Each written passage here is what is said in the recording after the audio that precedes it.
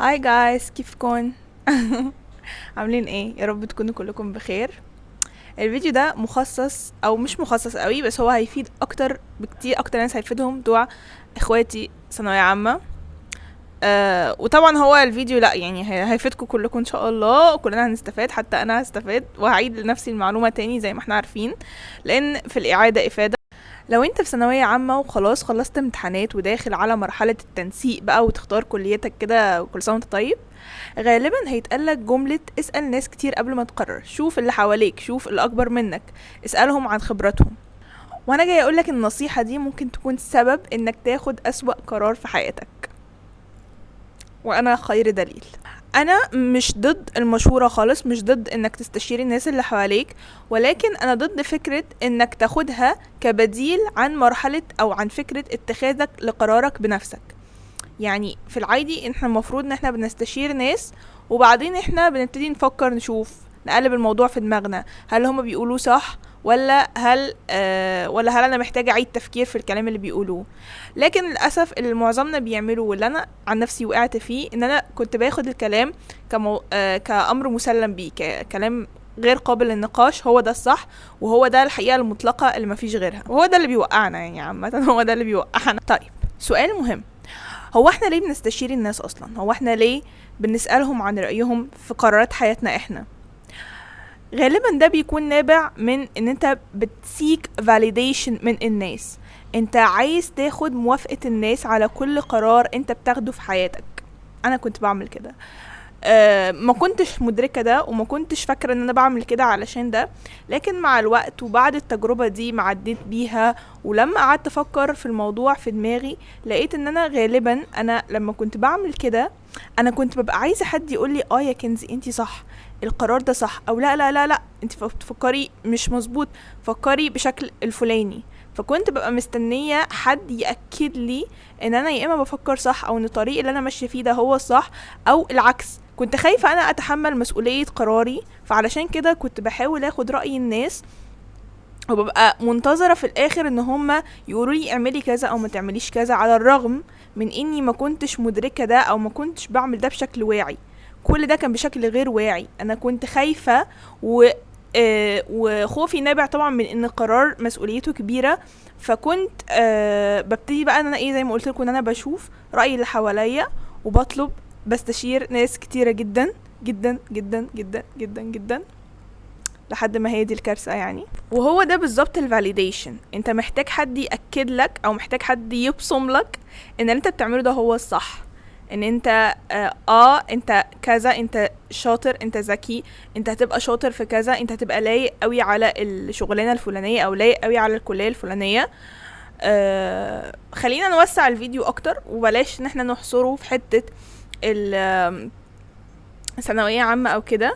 ولكن زي ما قلت، انت في الفاليديشن عامة انت محتاج حد يبصم لك، او محتاج حد يأكد لك على معلومة انت عايز تسمعها، او انت شاكك فيها، انت ما عندكش الثقة الكافية في نفسك اللي تخليك تقول انا بعرف اعمل ده، او لا انا ما بعرفش اعمل ده، او ما بحبش اعمل ده. انت بتبقى خايف قوي ومش متأكد من الفكرة اللي في دماغك، فعايز حد يأكد لك عليها، عايز حد يبصم لك عليها. طب لو فكرنا فيها، لو كل مرة هنستنى حد يبصم لنا ويأكد لنا ان احنا ماشيين صح، امتى هنبدأ ان احنا نثق في قراراتنا، ونثق في رأينا ووعينا الخاص، ونعمل اللي احنا شايفينه صح؟ ليه دايما محتاجين حد يأكد لنا او يوجهنا للي احنا مفروض نعمل ايه، رغم ان الشخص ده مهما كان قريب منك ومهما كان يعرف عنك، فهو في الاخير مش انت، هو مش انت. يعني هو عمره ما هيكون ملم بكل تفاصيل حياتك، وكل يعني كل الحاجة المحيطة بالقرار اللي انت محتاج تاخده، من ناحية نفسية، من ناحية انت اصلا عايز ايه. يعني لو جينا نطبق زي ما قلت على حوار ثانوية عامة والكلية بتاعتك، فما فيش حد هيكون عارف قوي ملم بكل ال behind the scenes، يعني كده ملم بانت نفسك تعمل ايه، ملم بانت بتعرف تعمل ايه، ملم باحتياجاتك المادية واحتياجاتك المعنوية. هل الكلية اللي انت بتختارها دي هتحقق لك الكلام ده؟ ظروف الكلية نفسها، هل انت هتقدر تتواكب او تواكب الظروف الكلية بتحطك فيها؟ كلية عملية غير كلية نظرية، كلية بعيدة ممكن تروح اماكن بعيدة غير كلية قريبة، كل واحد ليه الحيثيات بتاعته، فعمر ما حد هيكون ملم بالحيثيات دي غيرك او غيري. فانا الوحيدة اللي هكون ادرى بمصلحة نفسي، انا الوحيدة اللي هكون عارفة كل الحاجات اللي محتاجة اعرفها علشان اعرف اخد القرار. ومفيش اي مشكلة، زي ما قلت احنا مش ضد المشورة، احنا بس فكرة ان انت محتاج تاخد المعلومات بس ما تاخدهاش كأمر مسلم بيه، او مش محتاج ان حد يقولك امشي كده او امشي كده يمين او شمال. انت محتاج تاخد المعلومة تعمل لها processing في دماغك، وبعد كده تاخد انت بقى القرار المناسب ليك. في لحظة ما زي ما قلنا مش المشكلة انك بتاخد رأي الناس، بس المشكلة ان الموضوع ده لما بيزيد عن حده بيقلب بان انت في الاخر بينتهي بيك المطاف ان انت مش عارف انت عايز ايه. بتوصل لمرحلة ان انت فقدت صوتك في وسط كل اصوات الناس اللي حواليك.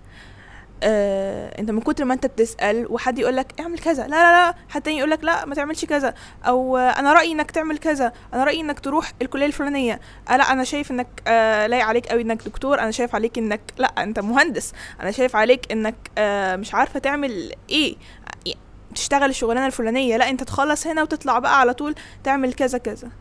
وسط كل الآراء اللي بتقولك اعمل وما تعملش وسوي وما تسويش، انت بينتهي بيك المطاف انك في الاخر مش عارف انت عايز ايه. يعني انا والله بتكلم من تجربة عملية، انت اسمها كده، من تجربة فعلية انا اتحطيت فيها. انا وصلت في الاخر من كتر ما كنت باخد اراء ناس حواليا، انا في الاخر جيت كده لحظة واحدة قريبتي سألتني، قالت لي كنزي هو انتي بتسألي كل ده انتي عايزة تعملي ايه؟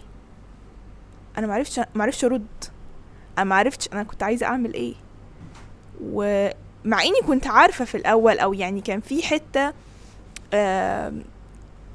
فيا كانت عايزة، بس بعد بقى الرحلة الطويلة ان انا عمالة اسأل ناس حواليا، رأيي ضاع في وسط الاراء دي كلها، ما بقيتش عارفة انا عايزة اعمل ايه.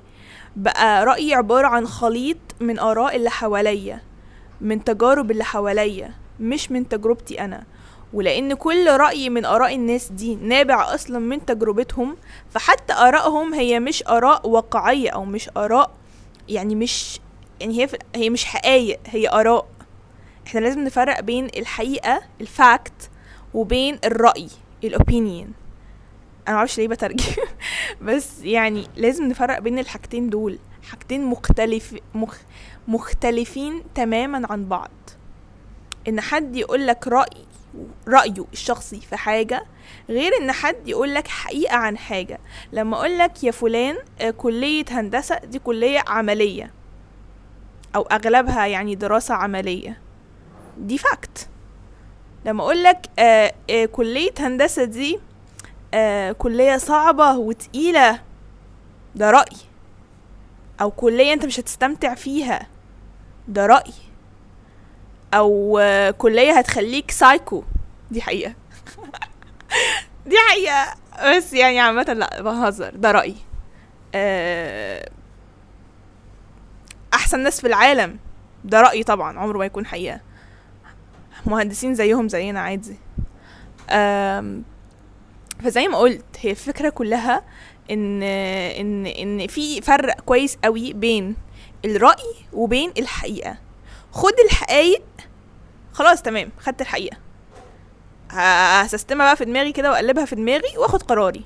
طب الرأي ده بقى محتاج يتراجع مرة واثنين وثلاثة وعشرة، وتسأل طب انت يا فلان ليه شايف كلية هندسة كلية صعبة؟ ليه شايفها كلية ما تتدخلش ولا وابعد عنها ومش عارفة ايه؟ او ليه حد تاني شايفها تحفة وفظيعة وما حصلتش واحلى قرار خده في حياته؟ طب ليه؟ عشان كده زي ما قلت دي آراء مبنية على تجارب فردية، كل واحد داخل بيعيش تجربته الخاصة بيه. فبالتالي انا ما ينفعش اجي انا من بره حد عايش تجربة خاصة بيه واجي انا اسقط تجربته دي عليا وخلاص انا بقى اخد القرار بناء على تجربته. يا جماعة انتوا متخيلين؟ انتوا بتاخدوا قرارات مصيرية في حياتكم على اساس تجارب ناس تانية. ناس انتوا مش بالضرورة هتبقى ظروفكم هي ظروفهم، او اهدافكم هي اهدافهم.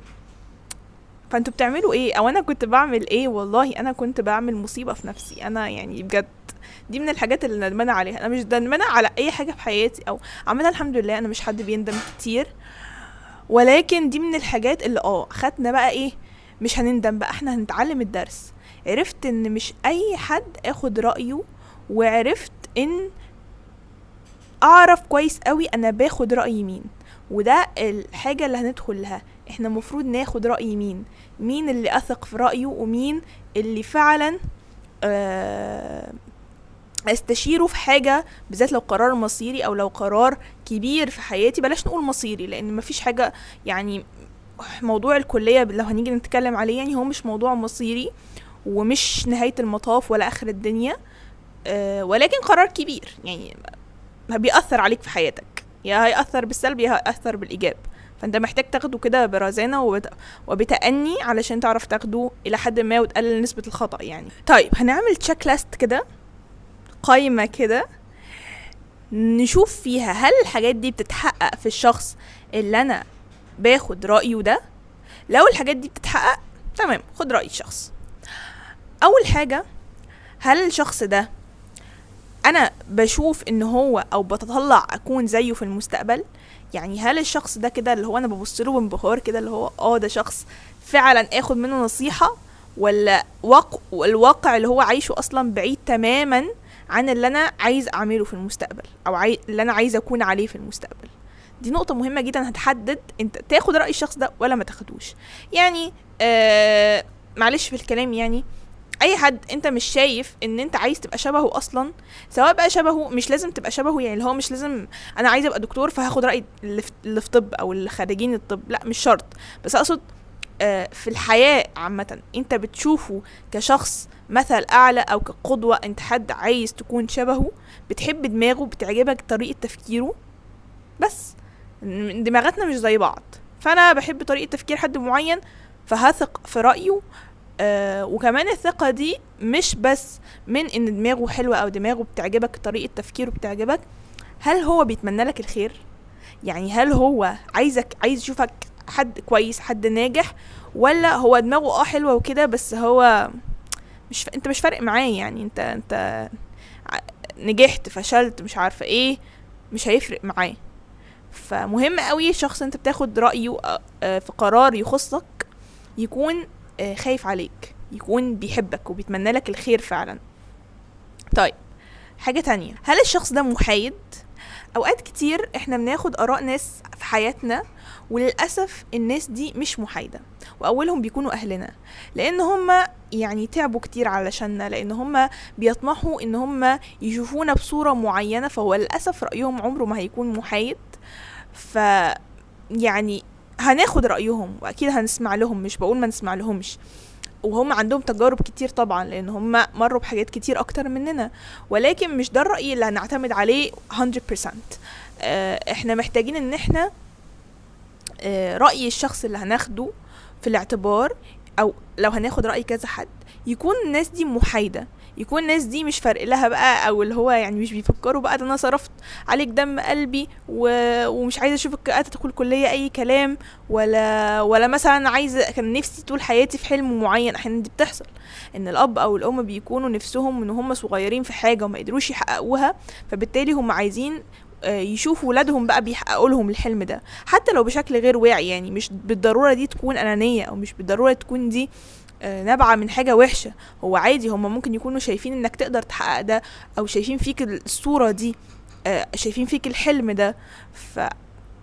بس هم يعني مش فاهمين ان ده ممكن يكون اسقاط لنفسهم عليك، او هم بيعملوا يعني بيعكسوا صورتهم عليك، فده ممكن يضيعك، او ده ممكن يأذيك، ده ممكن ما يكونش المناسب ليك.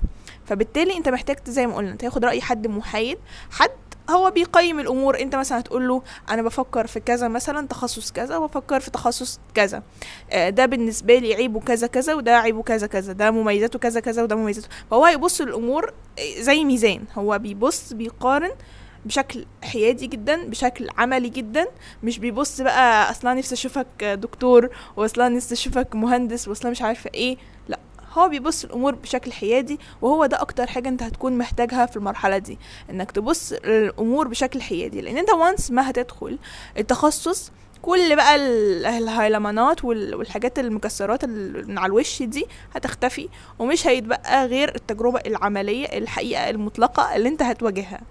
ف مش يعني انت لو دخلت كلية قمة او اللي بيقولوا عليها كلية قمة،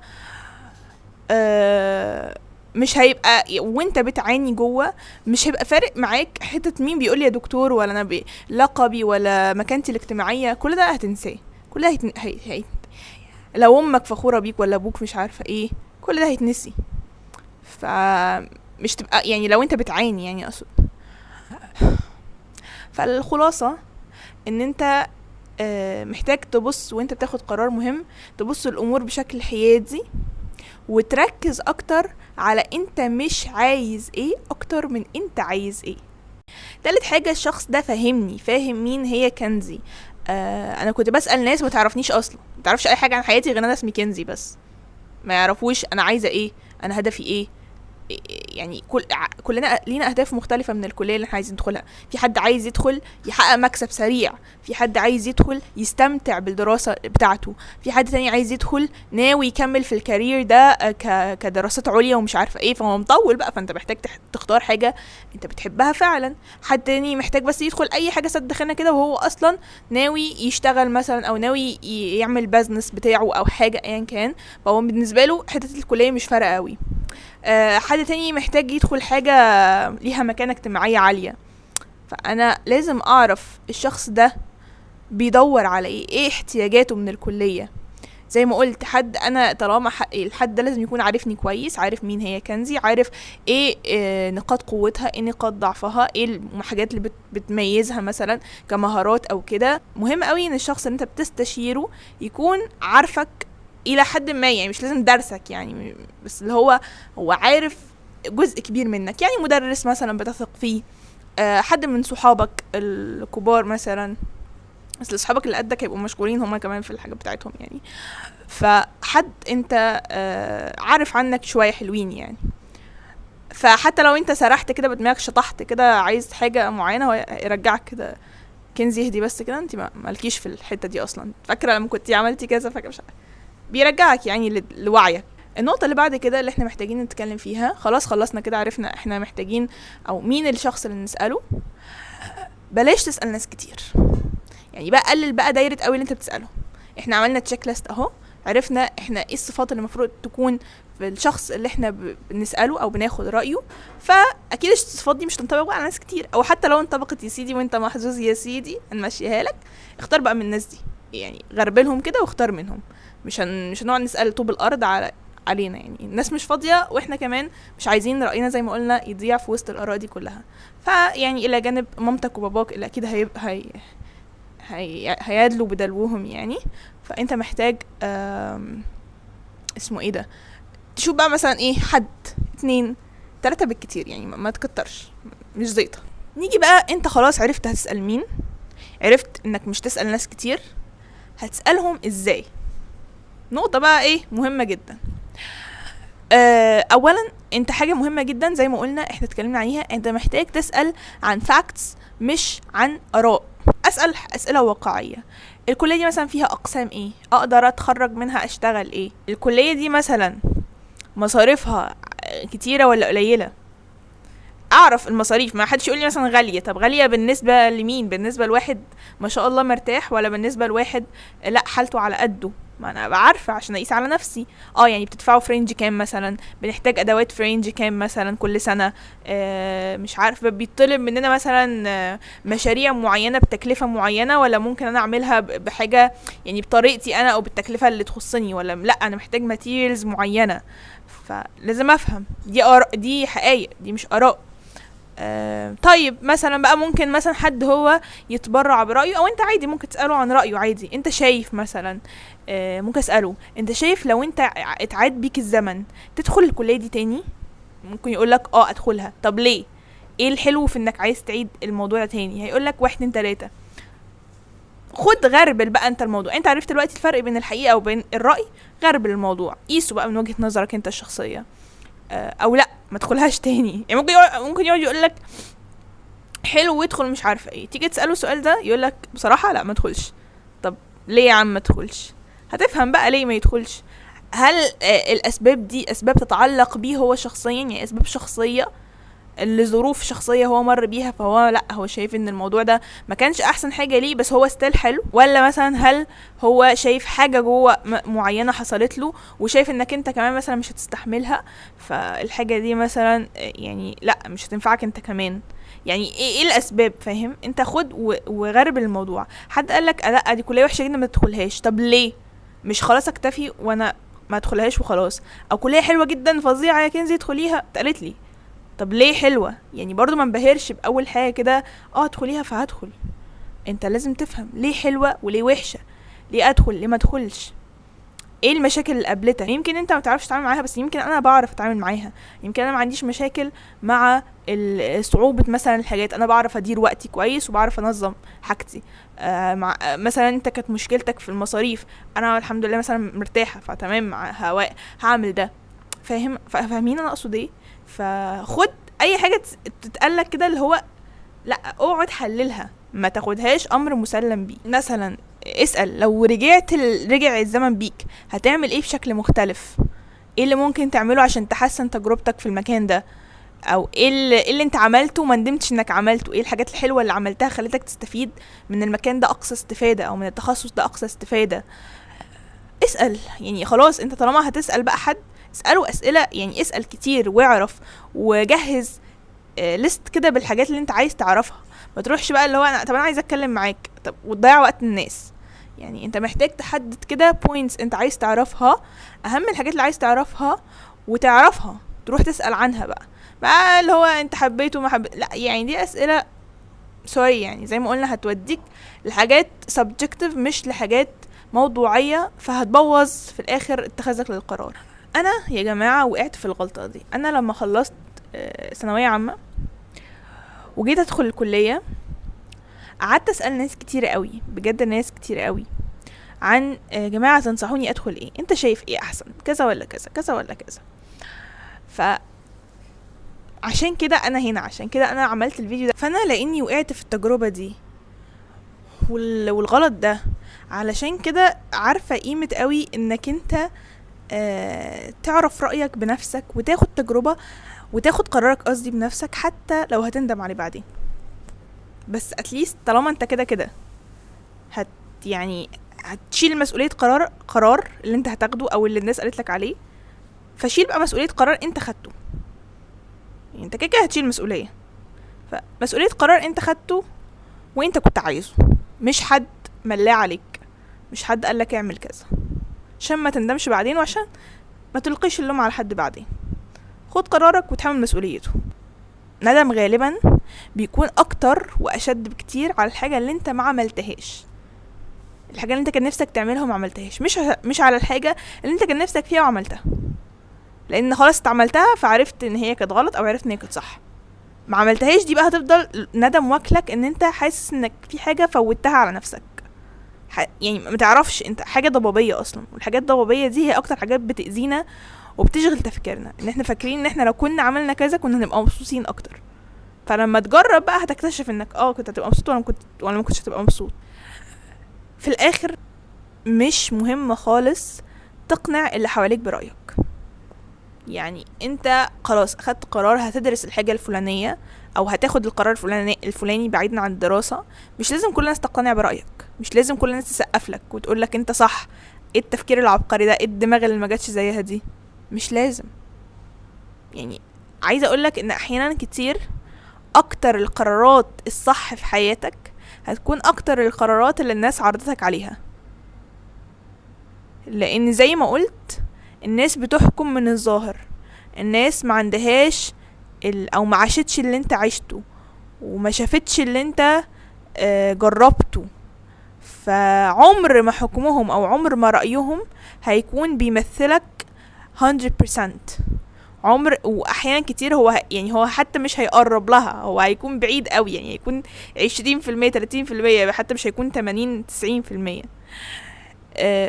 فمش لازم كل الناس توافق على الكلام اللي انت بتقوله، مش لازم الناس تبصم بالعشرة ان انت ده تفكير منطقي، ده قرار سليم، مش لازم خالص.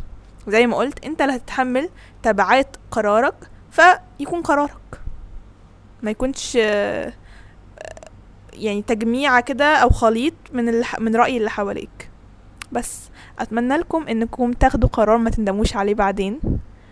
وكده كده مفيش حاجة، يعني احنا يا بننبسط بالقرار اللي احنا خدناه وبنسقف لنفسنا على القرارات اللي احنا خدناها، يا بنتعلم من القرارات اللي احنا خدناها. الندم دي يعني حتى لو حصلت خليها مرحلة مؤقتة، بلاش تعيش بيها خلاص. انت كله مقدر ومكتوب. قل لن يصيبنا إلا ما كتب الله لنا هو مولانا وعلى الله فليتوكل المؤمنون. نصيبك هيصيبك واللي عايزه ربنا هيكون. يعني مهما احنا اجتهدنا ان احنا ناخد افضل قرار، ومهما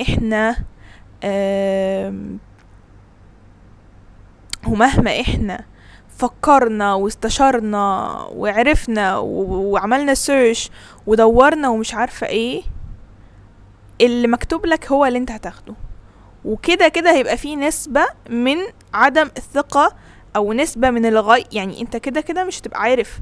ما زي ما قلت، مهما انت بتحاول بس انك تقرب لاكتر حاجة صح او لاكتر حاجة مناسبة، او تقلل نسبة الخطأ قدر الامكان، لكن عمرك ما هتوصل للثقة الكاملة ان هو القرار ده هو اللي ما فيش زيه وهو الصح او هو الامثل. عمرك ما هتوصل، دي غيب، ما فيش حد يعرفها غير ربنا. ما حدش يعرف القرار ده صح او القرار ده غلط، هو الانسب هو مش الانسب غير ربنا. فما تشغلش بالك قوي انك خلاص بقى اللي هو خلاص، يعني قرار مش اخر قرار في الدنيا، يعني انت مش هتموت. يعني دخلت كلية مش عايزها، او دخلت كلية مش حلوة، خلاص مش اخر الدنيا. عملت جوزت جوازة مش اخر الدنيا. كل حاجة ليها حل، وكل حاجة عادي ممكن نرجع ونفكر ونهدى ونصلحها. بس اللي هيخليك انك يضيع عليك فرص انك تفضل تتردد عشان تاخد احسن حاجة، وعمرك ما هتوصل لأحسن حاجة، لان عمرك ما هتبقى عارف ايه هي احسن حاجة. استعينوا بالله واتأكدوا ان ربنا ما بيضيعش تعب حد. تعبك حتى في التدوير ده تعب، في انك تلاقي حاجة كويسة ليك وتاخد قرار مناسب، ده تعب. مش اي حد بيعمل ده، وناس كتير بتستسهل لانه فعلا انت تتعب. فربنا ما بيضيعش تعب حد، ومش هتندم لانك انت حاولت، يعني حاولت تنقي اكتر حاجة صح، فما تندمش بقى بعدين. انت حاولت على قدر المعلومات اللي كانت متوفرة وقتها وانت بتاخد القرار، على قدر نضجك وطريقة تفكيرك وقتها انت خدت القرار ده. فبعدين ما تيجي تقيمه ما تظلمش نفسك، لانك انت مش زي ما كنت وقتها، انت مش بنفس التجارب، انت عديت بتجارب كتير بعدها، مش نفس طريقة التفكير، مش نفس الاهداف، مش نفس الشخصية حتى، احنا كل شوية بنتغير. مش بنفس المعلومات اللي عندك. يعني انت قبل ما تدخل حاجة وبعد ما تدخل وتعيش التجربة بنفسك هتلاقي معلومات تانية خالص غير اللي انت كنت مقرر على اساسها. فلو القرار بعدين طلع مش اللي انت كنت متخيله وحسيت انك شوية لا، يعني لو كنت رجع بيا الزمن ما كنتش هعمل كده، بس ما تجيش على نفسك، ما تقساش على نفسك. عادي عادي بجد، نتعلم no risk no fun. باي.